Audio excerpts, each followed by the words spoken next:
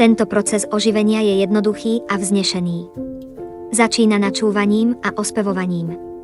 Rozhýbe tak stratené vedomie našej duše, čím opätovne prebudí jej pôvodný stav tak, ako môže byť pamäť človeka, ktorý má amnéziu znovu prebudená, keď navštívi svoj niekdajší domov, rodinu či pracovisko. Musíme začať používať naše zmysly, aby sme potešili Krišnu. To je jedna z hlavných zásad bhakti jógy, ktorú musíme jasne pochopiť. Šri Nárada Muni spomína definíciu v Nárada Pančarátre. Rúpa Gosvámi cituje tento verš v Bhakti Rasamrita Sindhu.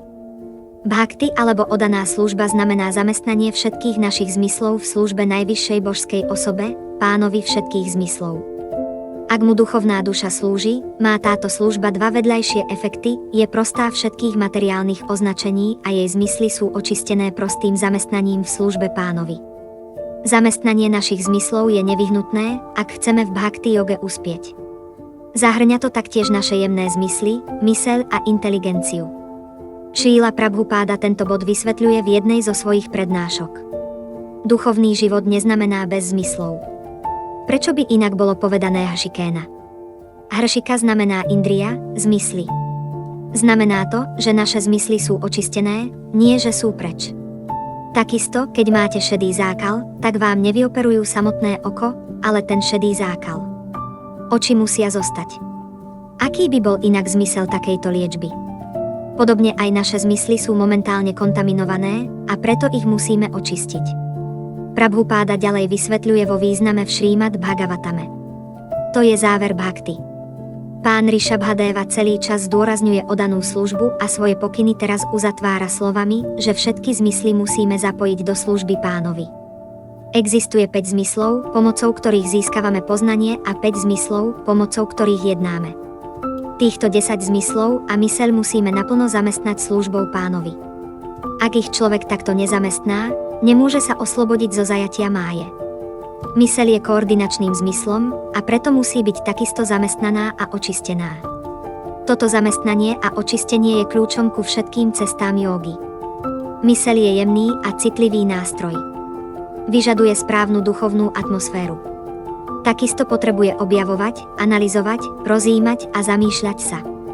Šríla Prabhupáda povedal, že by sme mali filozofiu pochopiť z rôznych uhlov pohľadu a naše hnutie by nás malo učiť k nezávislému a kritickému mysleniu. Toto vyžaduje isté množstvo slobody. Myseľ je kráľom zmyslov a tie ju nasledujú tak, ako ministri nasledujú svojho kráľa. Funkcie našej mysle sú myslenie, cítenie a chcenie. Odaní túžia cítiť prítomnosť Šri Krišnu a vyvinúť k nemu napokon čistú lásku. To je vedomie Krišnu.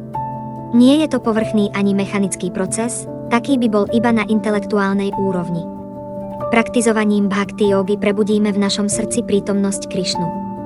V podmienenom stave je naša individuálna povaha alebo bháva určená našimi vnútornými zmyslami, alebo inak antahkarana, čo v podstate znamená myseľ. Kvality hmotnej prírody, ktoré dominujú nášmu srdcu, takisto determinujú našu terajšiu podstatu alebo bhávu. Proces Krišna vedomia je primárne zameraný na zmenu tejto podstaty z hmotnej na duchovnú, pričom táto zmena nie je náhla, ale postupná. Šríla Prabhupáda pojednáva o tejto transformácii našej podstaty a bhávy v prednáške. Hršikéša Sévanam. Bháva je tak zmenená. Bhakti znamená zmeniť bhávu. Momentálne sme v odlišnej bháve. Musíme ju teda očistiť, parišudha bháva. Prakrišta rúpena alebo parišudha, čiže očistená bháva. Nemáme nič zavrhovať. Jednoducho len musíme zmeniť bhávu. Táto bháva tu musí byť. Celé hnutie vedomia Krišnu je založené na očistení bhávy. Tu je to uvedené. Parišudha bháva. My nič nenegujeme. Jednoducho iba premieňame hmotnú bhávu na duchovnú. To je všetko. Zmeniť bhávu je potrebné. Je to veľmi dôležité. Povaha, pocity, postoj či sentimenty odaného sú veľmi dôležité.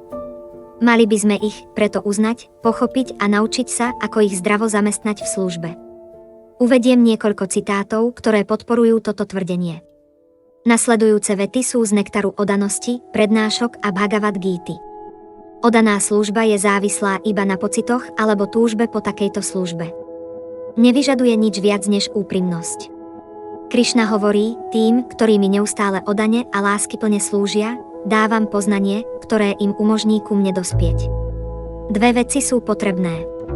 Odhodlanosť slúžiť Krišnovi a jeho odaným.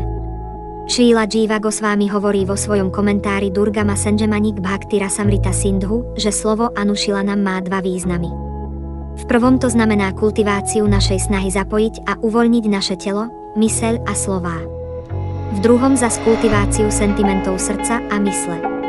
Bhakti teda nesmie byť zakrytá ani zatienená ničím, akokoľvek jemným. Rovnako musíme zamestnať všetky naše zmysly v oddanej službe. To zahrňa myseľ a inteligenciu. Naša povaha sa pri vykonávaní bhakti postupne mení.